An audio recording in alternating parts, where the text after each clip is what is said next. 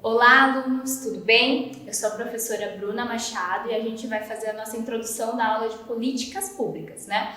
O que vão ser as políticas públicas, né? A gente vai dar uma breve introdução sobre o que são as políticas públicas e daí a gente vai voltar sobre uma política pública específica, que é o Sistema Único de Saúde, o nosso famoso SUS. Até! Sigam aqui a aula.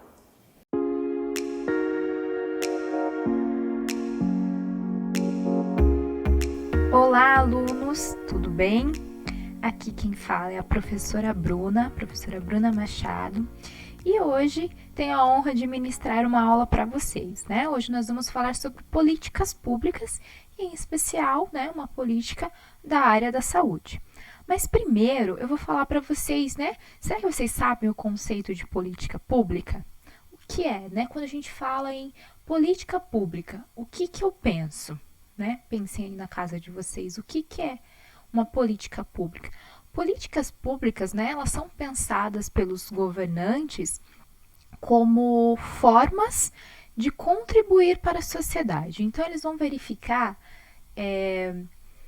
uma demanda da sociedade, uma dificuldade, algo em que ela possa melhorar, possa evoluir. Vão pensar em projetos, né, que venham a melhorar a saúde, a educação, o saneamento, né? Esse é o conceito de políticas públicas, são movimentos que vão contribuir para a sociedade. Hoje, em específico, a gente vai falar sobre uma política pública muito importante para a saúde. Vamos iniciar aqui falando sobre a Constituição, né? A Constituição não é uma política pública, mas dentro da Constituição a gente vai falar sobre direitos, né, que vão nos encadear em políticas públicas. Então, na Constituição de 1988, já faz tempo essa Constituição, né, pessoal? No artigo 2, a gente tem lá, direito fundamental. O Estado deve prover condições indispensáveis para o seu exercício. Então, aqui a gente está falando que a saúde é um direito fundamental, né? Então, aí a gente está verificando, primeiramente, já nesse slide, né? Um spoiler para vocês aí, né? O SUS, o Sistema Único de Saúde. Aí, nessa época, eles começaram a fazer movimentos, né? Para constituir o que a gente hoje entende como SUS, né? Que ele é um direito fundamental e o Estado deve prover condições indispensáveis ao seu pleno exercício. Estamos falando aí da saúde. Logo em seguida, isso aconteceu em 1988. Essa lei, faltou um zero ali, pessoal, é 8.080, tá? Ela é de 1990. Então, em 88, a gente teve a Constituição e em 1990, a gente teve a Lei 8.080. Então, é 8080. Corrijam a professora aí, tá bom? Aí, neste ano, nós tivemos a legislação do SUS. Então, para quem quer fazer concurso, para quem quer passar nesses concursos, né, que são voltados para a saúde, você que é um enfermeiro, que é um médico, um fisioterapeuta, um nutricionista, a gente tem que saber, gente, essa lei 8.080 decor, tá? Eu vou falar aqui um pouquinho para vocês sobre essa lei, mas a gente vai dar só uma pincelada, porque a gente vai entrar em outros campos. Mas para quem quer estudar para concurso, é primordial saber de cabo a rabo essa lei. Então, vamos começar aqui falando sobre essa legislação que é importantíssima e que dá o embasamento para todo o Sistema Único de Saúde, né? Então, são condições para a promoção e recuperação da saúde, organização e o funcionamento dos serviços correspondentes, executado em todo o território nacional. As ações e serviços de saúde executados isolada ou conjuntamente em caráter permanente. Então, executado em todo o território nacional. Aí vocês pensam, mas que isso é básico. Não, gente, em outros países não ocorre assim, né? Não tem esse sistema único de saúde gratuito. E em território nacional, vocês já pararam para perceber o quanto o Brasil é gigante? O Brasil tem um território de um continente, né? Se a gente for parar para pensar em países da Europa, né?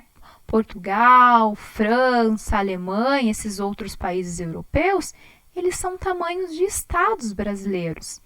Então é muito mais fácil você ter um controle, deixar tudo bonitinho, tudo certinho, porque o teu espaço é menor, né? Você tem menos território para você gerir, você tem menos pessoas para você gerir, então é tudo mais fácil, as coisas chegam mais rápidas, né? O Brasil é gigante, vamos pensar se a gente tem contato com o pessoal, né, de outras regiões, não sei de onde você está me ouvindo aqui, mas, né, a gente pode acessar a educação, né, agora dessa forma EAD, em vários estados, né? Mas e o Sistema Único de Saúde? Como que a gente faz para chegar nesses locais? Nesses locais que são, por exemplo, ribeirinhos, dentro de regiões rurais, é tudo muito difícil, porque o Brasil é muito grande. Então, aqui está falando que a gente tem que executar o SUS em todo o território nacional. Então, aí já é, né, tipo, uma grande avanço para o nosso país.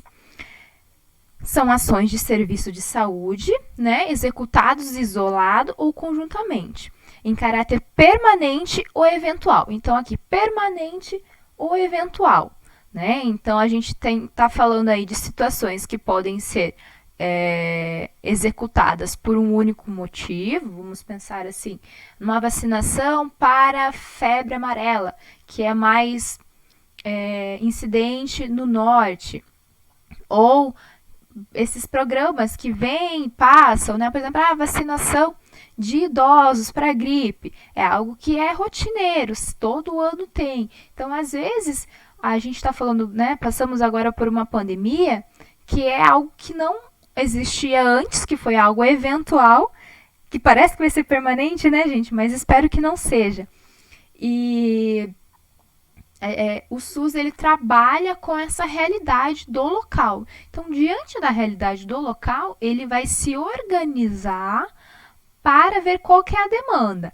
É algo que a gente vai ter que fazer o básico, arroz com feijão, né, o atendimento aqui e ali, ou aconteceu alguma coisa em que eu vou ter que fazer uma intervenção mais profunda para sanar esse problema, né?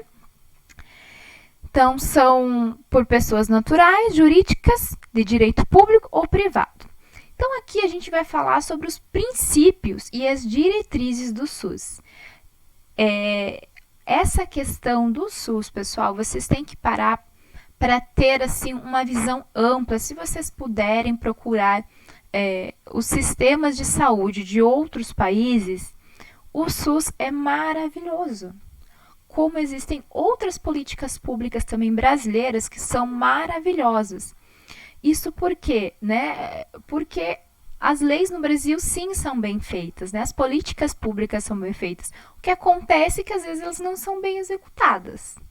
Isso sim, né? A gente vai sentir isso no dia a dia. Mas elas são muito bem escritas, elas têm um objetivo muito bom. Então, aqui nós temos, vocês podem verificar no primeiro. Universalidade de acesso, quer dizer que todas as pessoas têm acesso garantido ao SUS. Universalidade de acesso aos serviços de saúde em todos os níveis de assistência. Esses níveis de assistência a gente vai falar um pouquinho mais para frente, tá? Mas isso que é importante, né? Eu deixei até em negrito para vocês darem uma frisada, anotarem no caderno de vocês sobre esses princípios e diretrizes, como eu falei para vocês, sempre cai em concurso também. 2. Integralidade de assistência, entendida como conjunto articulado e contínuo das ações e serviços preventivos, curativos individuais e coletivos, exigidos para cada caso em todos os níveis de complexidade do sistema. Então, aqui, universalidade, a gente está falando de universalidade de acesso, todas as pessoas podem acessar. Integralidade de assistência, então, quando você entra no Sistema Único de Saúde, você tem que ter a tua saúde, né, os teus atendimentos têm que ser atingidos de forma integral. Então, se eu estou precisando de um fisioterapeuta, eu tenho que ter acesso. Se eu estou precisando de uma nutricionista, eu tenho que ter acesso. Então, são esses serviços e também de forma preventiva, né, porque assim, a gente tem que entender que o SUS ele trabalha com a promoção da saúde, que a gente vai ver muitos programas, muitos incentivos, principalmente nas unidades básicas de saúde, né, que eles estão promovendo a saúde. O que é promover a saúde? É quando você não tem um problema e você não quer ter ele. Então, você vai manter a saúde, você vai estar promovendo a saúde. Você também vai estar prevenindo acidentes, né? Prevenindo doenças. Só que, de uma forma integral, o SUS vai trabalhar dessa forma. Ele vai estar prevenindo alguma doença, vai estar promovendo a saúde e quando não tiver nenhuma possibilidade, você já estiver enfermo com alguma doença, com alguma patologia, você também vai ter tudo o que você precisa dentro do Sistema Único de Saúde. Preservação da autonomia das pessoas na defesa de sua integridade física e moral. Então, aqui a gente está falando sobre a integridade física e moral. Então, a gente não pode denegrir a pessoa, né, seja de uma forma física ou com palavras de baixo escalão, ofendendo, né, porque o SUS é para todos e todos devem ser bem atendidos. Igualdade da assistência, sem preconceitos, privilégios ou qualquer espécie. Que coisa maravilhosa, né, gente? Igualdade, né? Não importa se você é rico, se você é pobre, você vai entrar pela mesma porta no SUS, sem preconceitos ou privilégios. Que tudo fosse assim, né? Então, isso, como eu falei para você, é integridade, é igualdade, é universalidade. É muito bem escrito. A Lei 8.080, tá? Reforço que no slide anterior faltou um zero, mas é Lei 8.080 de 1990. Igualdade da assistência sem preconceitos, né? A gente verifica que, infelizmente, nessa sociedade que a gente está vivendo agora, existem muitos pré-conceitos a algumas etnias, a algumas identidades de gênero. No SUS não deve haver isso. Ele deve receber todas as pessoas da mesma forma e tratar com educação, dar às pessoas a mesma oportunidade de acesso à saúde. Direito à informação, as pessoas assistidas sobre a saúde.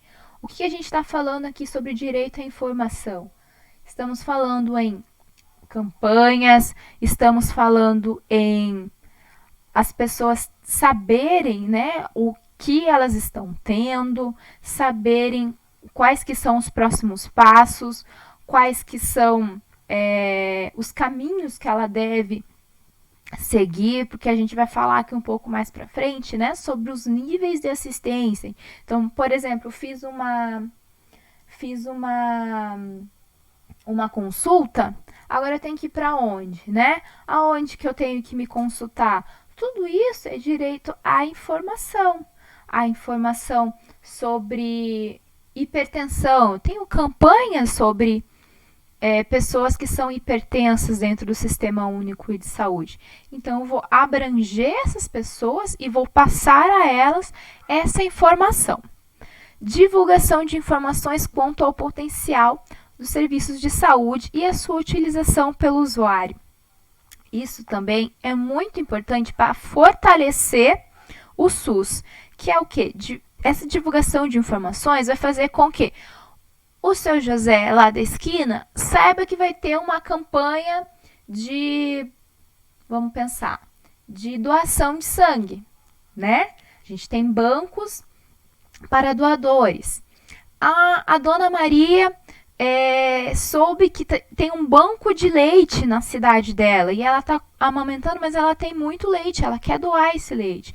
Então, isso que a gente está falando são a divulgação de informações para a gente ampliar e fazer toda essa rede unida e conexa, né? A gente vai ter que verificar quais são as necessidades, como que a gente pode trabalhar próximo desse usuário, né? Dessa sociedade, para fazer com que eles tenham essa informação, eles tenham esse direito, eles tenham acesso a essa informação, eles, além de eles ter acesso, eles compreendam e eles participem de tudo que está acontecendo. Utilização da epidemiologia para estabelecimentos de prioridades, né? Então, quando a gente sabe que esse território que a gente está vivendo, né? Vamos pensar no nosso bairro. Que bairro que vocês moram aí, de onde que vocês estão ouvindo essa aula? Quais que são os problemas desse bairro? Quando eu consigo identificar quais que são as demandas, né? Neste bairro eu tenho casos de obesidade, eu tenho casos de pressão alta, eu tenho casos de diabetes. A gente vai traçando o desenho dessas pessoas, né, para fazer campanhas prioritárias para essa sociedade. Então, isso é uma questão de delimitação do território e de identificação. Não é porque o Sistema Único de Saúde ele é nacional, ele é abrangido em todo o território brasileiro, que ele vai agir da mesma forma, idêntico. Então, a unidade básica de saúde que eu tenho no meu bairro, ela pode ter ações um pouco diferenciadas devido à característica do meu bairro no seu bairro. Os princípios e as diretrizes vão ser os mesmos, né? Que todos são SUS. Porém, diante da necessidade, diante da demanda do meu território, algumas coisas podem ser ajustadas. E aqui, no 8º, participação da comunidade. Isso é primordial, acho que para todas as políticas públicas, né? Principalmente da saúde. Porque quando a comunidade ela participa, vocês vão verificar que a absorção das informações e a melhoria é muito mais relevante. Isso o que acontece, gente? Quando a comunidade ela participa, ela vai além de uma consulta. Ela se torna amiga das enfermeiras, ela se torna amiga dos psicólogos, né? Ela vai à unidade básica de saúde porque ela quer ajudar, porque vai ter uma campanha, ela se torna parte também da unidade básica de saúde, porque ela sabe da informação, ela sabe que vai ter, por exemplo, uma campanha, vamos pensar aqui, que está falando sobre obesidade infantil. Ela foi lá no posto de saúde, na unidade básica de saúde, e viu que está um cartaz lá falando sobre essa campanha de obesidade infantil. Ela não vai esperar o sobrinho dela ir na unidade básica de saúde ver. Ela vai lá e vai falar. Quando a comunidade participa, as coisas ficam mais abrangentes. Então, para você que está presente na base, né, isso é muito importante que a gente crie esse elo. Porque quando a gente cria esse elo com o usuário do SUS, né, quando a gente cria esse elo com a pessoa que está ali fazendo uma consulta, quando ela se sente acolhida, quando ela se sente bem recebida, tratada, com educação, com carinho, ela volta e ela nos defende. Isso é muito importante. E ela fala que o SUS é bom, ela fala que o médico da região dela é bom. Então, tudo isso fortalece, né, e dá forças para o Sistema Único de Saúde para a gente cada vez melhorar e ficar melhor. Como eu havia falado para vocês, aqui nesse slide a gente está falando de descentralização, né? Então, isso quer dizer o quê? Aqui a gente está falando de descentralização dos serviços para os municípios, que é o que eu tinha falado mais ou menos em relação de bairro para bairro. Mas aqui na lei está falando basicamente o que eu falei, né? Que tem diferenciação de bairro para bairro, né? De unidade básica de saúde, mas de município, que é o quê? As diretrizes e os princípios do SUS são os mesmos, mas diante de cada necessidade, né, aqui que na legislação está falando de município, cada necessidade de município, a gente pode ter algumas modificações, né? Não é aquela coisa que vem de Brasília e tem que ser assim, tem que ser assado. A gente pode fazer algumas adequações diante da nossa necessidade. Integração em nível executivo das ações de saúde, meio ambiente e saneamento básico. Aqui a gente está falando um pouco mais sobre, vamos pegar aqui, saneamento básico. Como que a gente pode ter uma saúde se a gente não tem saneamento básico? Se a gente não tem uma água tratada? Se a gente não tem um esgoto encanado, né? Se a gente está vivendo com o esgoto a céu aberto. Então, tudo isso está integrado. As políticas públicas brasileiras, elas se conversam, elas se comunicam. O que acontece, às vezes, é que elas têm alguns ruídos de comunicação, né? Que as coisas não fluem tão bem. Mas, a gente está falando aqui de um tratamento completo. Por exemplo, saneamento básico é necessário para a saúde de uma pessoa. Ter uma água tratada, né, uma água sem resíduo, é primordial para que uma pessoa tenha uma saúde, né? Para que ela não venha desencadear uma diarreia, para que ela não se desidrate. Então, tudo isso está envolvido nessas ações de saúde e meio ambiente. Então, lá, a gente também tem, muitas vezes, pessoas que estão ligadas à assistência social, para verificar como que estão essas condições. Agora, já se encaminhando para o final dessa parte que eu estou falando para vocês da legislação, né? Conjugação dos recursos financeiros, tecnológicos, materiais e humanos da União, Estados, Distrito Federal e dos municípios, na prestação de serviços, assistência à saúde da população. Então, aí a gente está falando sobre os recursos financeiros, né? Então, a gente vai ter pessoas, recursos financeiros, tecnológicos, materiais e humanos. A gente vai ter pessoas trabalhando dentro do Sistema Único de Saúde, né? Em níveis municipais, em níveis estaduais e em níveis federais. O que acontece é que a gente vai se comunicando, né? Os municípios vão se comunicando com os estados vão se comunicando, né, com regionais. Não, ao contrário, municípios vão se comunicando com municípios que vão formar as regionais, e as regionais, né, com os estados vão se unir e conversar com a União. Então, é tudo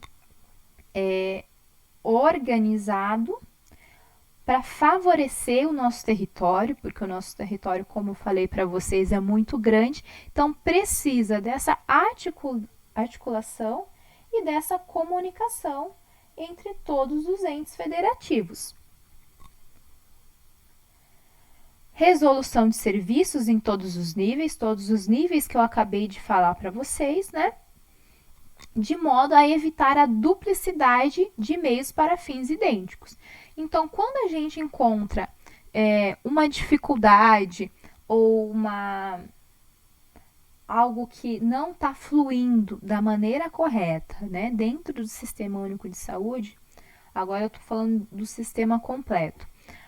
Quando isso é repetido, por exemplo, né, esse erro está dando em todos os municípios, em todas as unidades básicas de saúde, essa resolução deve ser unificada, né? Ela deve ser gerenciada para que todos caminhem, todos tenham essa resolução desse problema. Opa, voltou um pouquinho.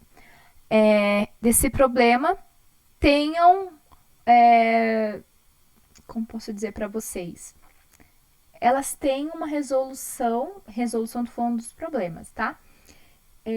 Que não fuja ao Sistema Único de Saúde, que apesar dessas diferenciações, né, de regiões, a gente está falando de um único sistema de saúde.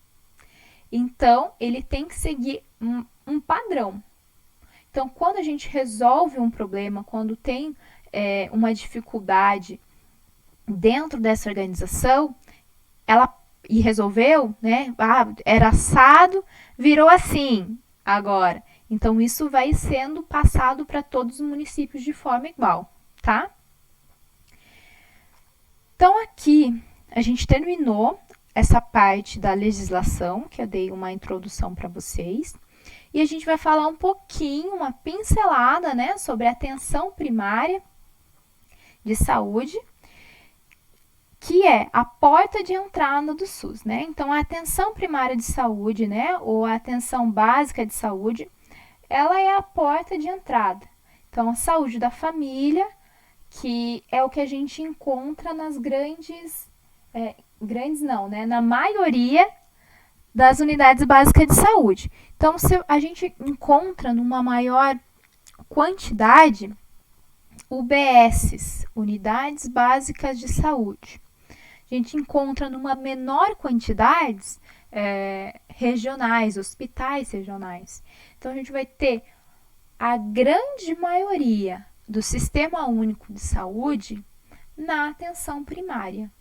Essa atenção primária é que vai ter o primeiro contato com esse usuário do Sistema Único de Saúde, né? Fazer as boas-vindas a ele, que cabe muitas vezes a nós, a dar essa boa recepção, essa boa orientação, né? Ela tem uma menor complexidade, com o intuito de diminuir os danos por meio de ações de prevenção e promoção de saúde. Então, ela vai agir de uma forma com que ela seja mais abrangente, né? Então, por isso que a gente usa esse nome, saúde da família, porque o intuito é que a gente consiga atender toda a família e, em parte, sim, por que não, né? Que a gente também seja uma grande família, que é aquilo que eu estava falando para vocês no início, dessa participação social. Como a atenção primária é o que está mais próximo a nós, né? É o que está aqui no bairro, é o agente comunitário que vem em casa fazer visita, é a enfermeira, é aquela consulta de rotina que a sua mãe está indo. Essa é a saúde da família, essa é a atenção primária. É quem a gente vai ver com mais frequência.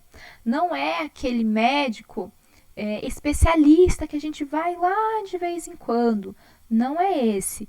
Então, é essa proximidade que faz a atenção primária.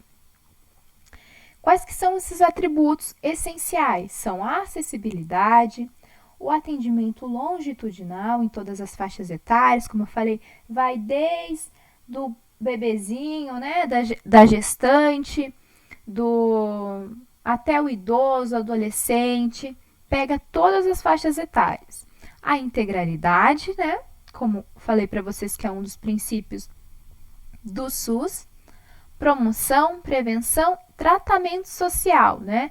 Vejam que ali o social também está inserido, que a gente vê a pessoa, né, como um todo. Então, se a pessoa tem alguma necessidade, muitas vezes ela vai, de alguma forma, relatar isso no sistema de saúde na atenção primária, né? E a gente pode encaminhar ela ou ter um outro setor que vai ajudá-la dessa forma.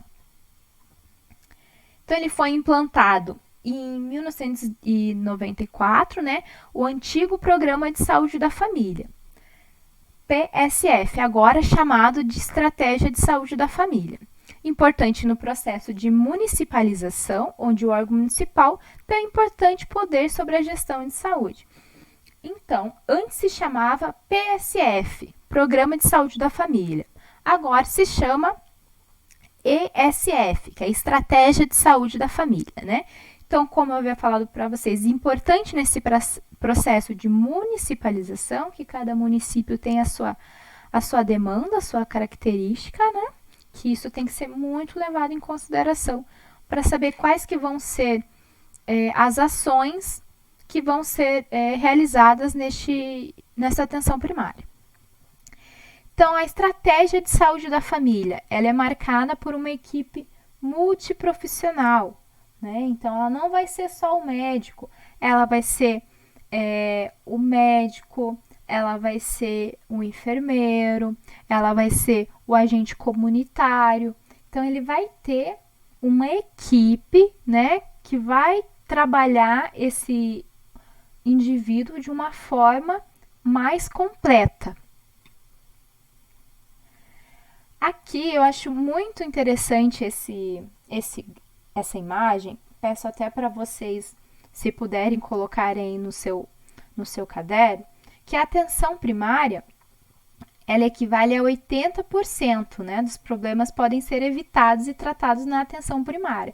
Então, se a gente tiver uma atenção primária de qualidade, a gente já resolve aí 80%, né?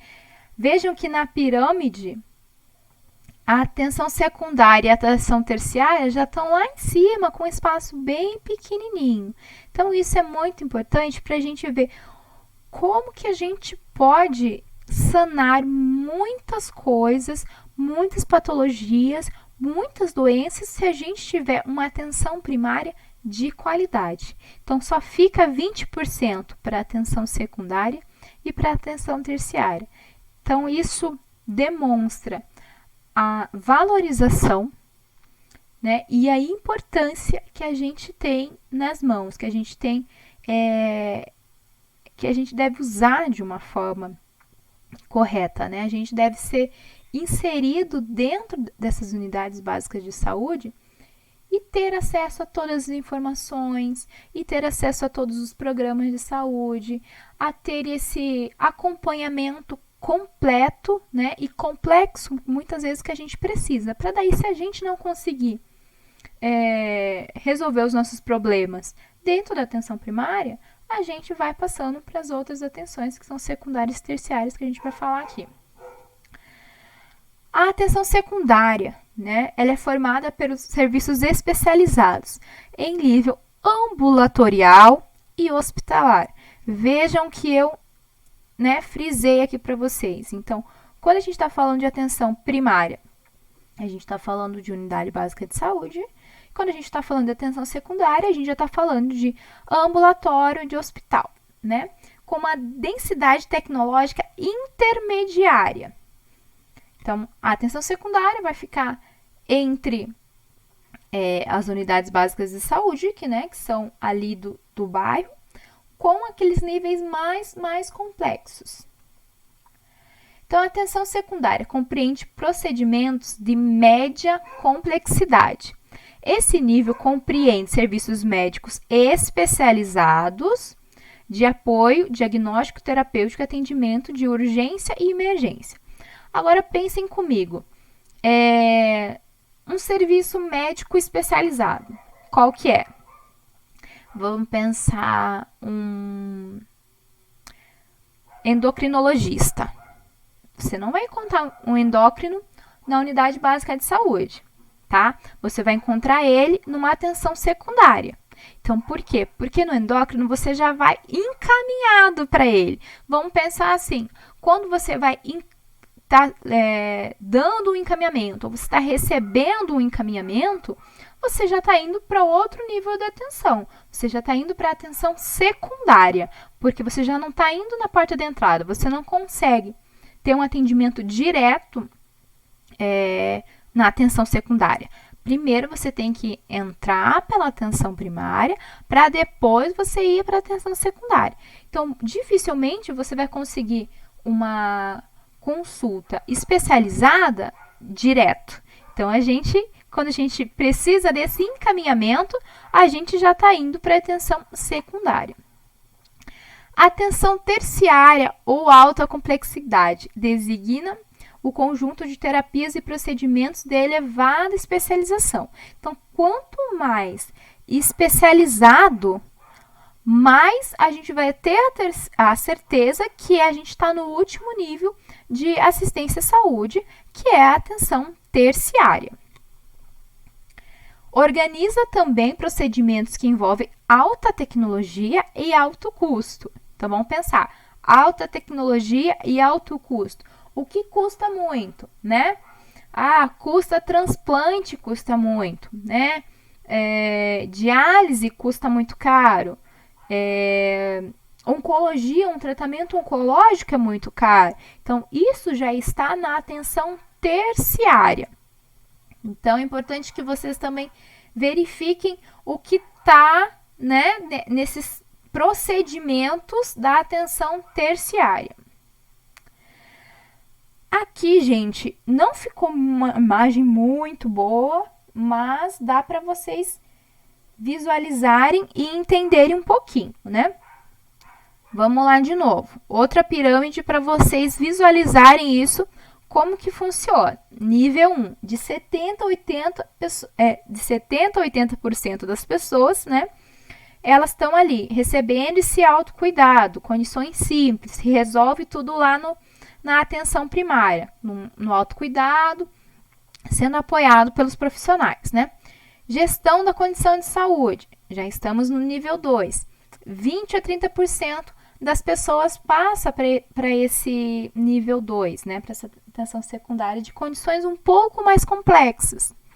Nível 3, que vai precisar daqueles tratamentos, que vai precisar daquele tratamento caro, vai precisar de um acompanhamento muito específico, de algo mais raro, de algo mais difícil, 1 a 5% das pessoas que precisam desses tratamentos que são de alta complexidade.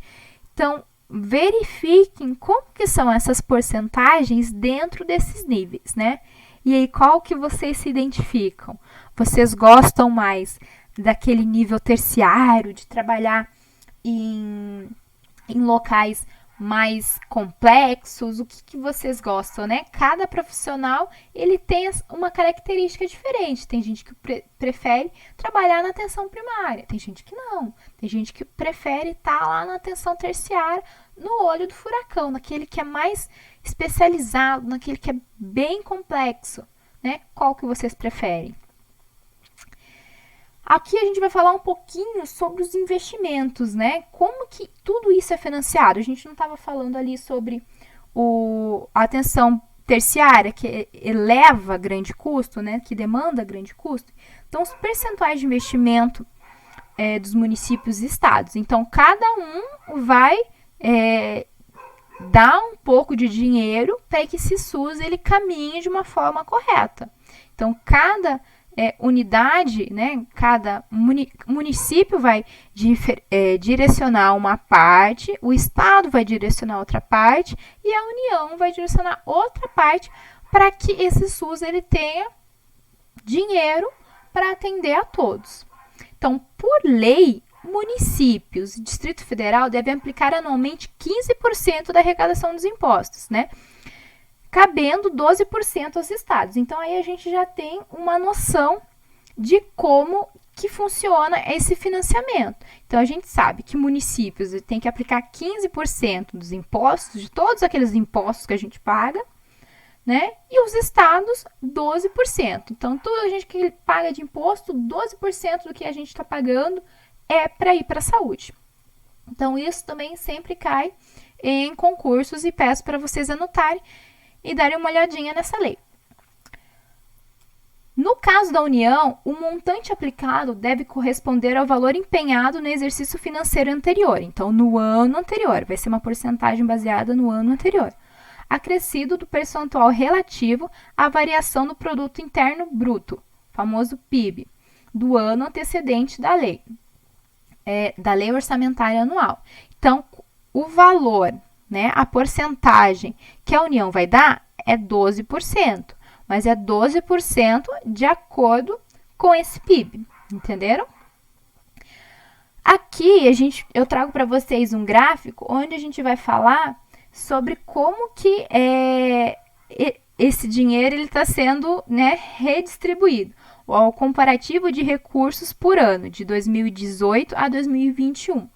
Então, olhem aí, ó, gestão de saúde, né, vigilância em saúde, atenção básica é ali o verdinho. Atenção de média e alta complexidade, olha como que ela tem um gasto muito mais elevado. Assistência farmacêutica, né, os remédios, tá ali em roxinho. Atenção especializada, apoio financeiro extraordinário. E agora, em 2020, a gente tem essa coluna a mais, que é a coluna do coronavírus, né? Do Covid-19, que a gente não tinha antes. Então, veja como isso também impactou no budget, né? Que a gente fala no orçamento do SUS. Porque não existia esse gasto nos anos de 2018 e 2019. Passou a existir em 2020. Então, isso com certeza deu uma reorganização dos recursos financeiros da saúde, né? E eles tiveram que aparecer com dinheiro para dar suporte a toda essa pandemia. Mas eu chamo a atenção para vocês que, olha, como a atenção básica, apesar dela ter abranger uma maior quantidade de pessoas, né? Ela conseguir sanar algumas doenças no seu momento inicial, ela tem um gasto menor do que a atenção de média e alta complexidade. Aqui, a gente vai falar de uma forma mais ampla do SUS, já estou me encaminhando aqui para o final da aula, mas a gente vai falar sobre as práticas integrativas e complementares, né? Que são, além desses atendimentos clínico geral, desculpa, gente. A gente tem a Política Nacional de Práticas Integrativas e Complementares, né? Que muita gente não conhece, mas é o que eu falei para vocês, gente. O SUS é maravilhoso, né? Ele é perfeito. Então, aqui a gente vai falar sobre algumas práticas que elas podem ser famosamente conhecidas como medicinas alternativas, né? Práticas complementares, que eu vou citar para vocês aqui, que elas estão crescendo a cada dia e elas estão ganhando um público cada vez maior. Então, práticas integrativas complementares, né? Elas podem ser a homeopatia, a medicina tradicional chinesa, plantas medicinais, fitoterapia. Então, dentro do SUS, a gente vai ter grupos, né, de dança circular, de arte-terapia, porque vocês estão entendendo que a gente não está vendo um indivíduo como uma pessoa quadradinha. A gente está tentando alcançar ele de diversas formas. Por exemplo, Joãozinho está com esse problema de saúde. Ele não está melhorando com o remédio tradicional, lá com o xaropinho dele. Ele está melhorando com homeopatia. Então, a gente vai tentando, por diversas formas complementares, dar ou devolver a saúde a esse indivíduo.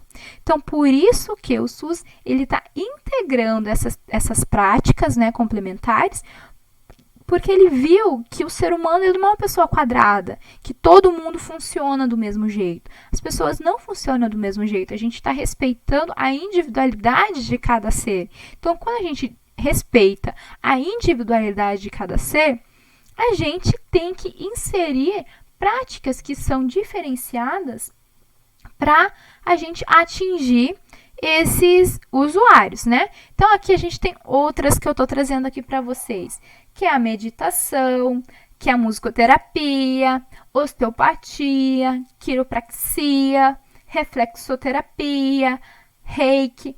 Daí você fala, professora, mas isso não tem na unidade básica de saúde que eu tô, né? Realmente, não é algo que se tem todos esses programas em todas as unidades básicas de saúde, porque já é algo mais especializado. Contudo, existe e está contemplado dentro do Sistema Único de Saúde, sim, essas práticas. Então, pode ser que não ocorra aqui no meu bairro, mas no bairro do lado eu tenho alguma dessas práticas que eu possa acessar. Então, verifique, pergunte a sua enfermeira responsável, a quem é a coordenadora da unidade básica de saúde, aonde eu posso encontrar qual que é a atividade mais próxima que eu tenho. Às vezes não tem um, mas tem outro, né? Tudo isso para que a gente consiga verificar o indivíduo como um ser complexo. Então, as terapias estão presentes em 9.350 estabelecimentos, em 3.173 municípios. Então, se você estava falando, que eu nunca vi isso aqui no meu município, tem, calma aí, não me xinga, que tem em 3.173 municípios. Sendo que 88% são oferecidos na atenção básica. Então, dessas terapias que eu acabei de citar para vocês, 80% delas são oferecidas na atenção básica. Então, a gente tem que ir procurar, verificar quais que são as possibilidades, né? Eu queria fazer uma terapia diferente, o que tem aqui? Então, é toda uma questão de a gente ter acesso a essa informação e buscar para que a gente consiga essas terapias, não só para a gente, mas para a comunidade de uma forma geral. Gente, termino aqui, tá bom? Muito obrigada, agradeço vocês a estadia aqui comigo, essa conversa que a gente está tendo e até uma próxima aula, tá bom? Beijo, tchau, tchau! Olá, alunos! Muito obrigada por vocês terem assistido essa aula. Agora, para complementar todo esse ensinamento que a gente teve agora, vocês vão ter o texto base, os questionários comentados. Vocês também podem perguntar para os tutores se vocês tiverem alguma dúvida e ver essa aula quantas vezes vocês quiserem, tá bom? Até a próxima aula!